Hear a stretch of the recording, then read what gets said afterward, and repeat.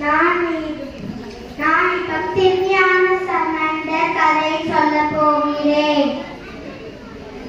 நம் தமிழ்நாட்டில் சீர்காழி 7ஆம் நூற்றாண்டில் சீர்காழி என்ற ஊரில் சிவபாத இருதயர் மற்றும் பகவதியார் வாழ்ந்து வந்தார்கள்.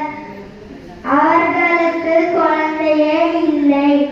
அதனால அவர்கள் சிவபெருமானை வேண்டினார்கள். ரொம்ப நாட்கள் கழிந்து அவர்களுக்கு ஒரு ஆண் குழந்தை பிறந்தது.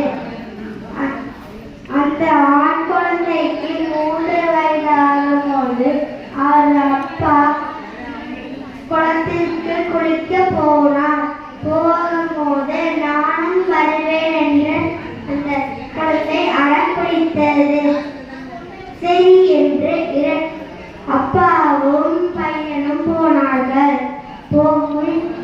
போனவுடனே அவன் அப்பா கரை பகுதியில் உட்கார வைத்துவிட்டு அவன் குளிக்க போனார். குளிக்கும் போது குழந்தை எங்கே நம்மள் அப்பா அப்படி என்று அழுதது.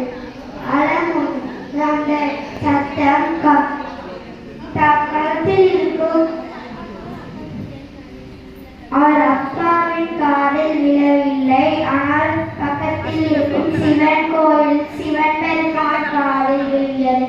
சிவன் பெருமானும் யமனும் கால வாகனத்தில் வந்தார்கள். வந்து யமன் தங்கள் கிண்ணத்தில் ஞானப்பால் ஊட்டினார்.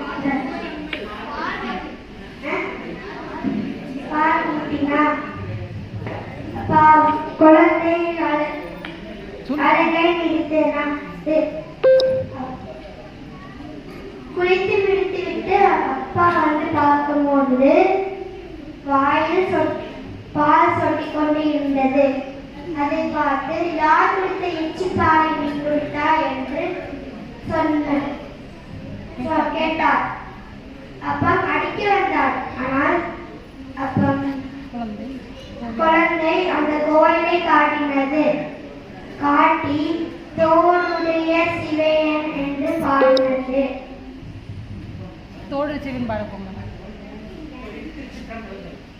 அந்த மைக்கில் அவங்கிட்ட 2 பக்கம் தோளுடைய சிவியன்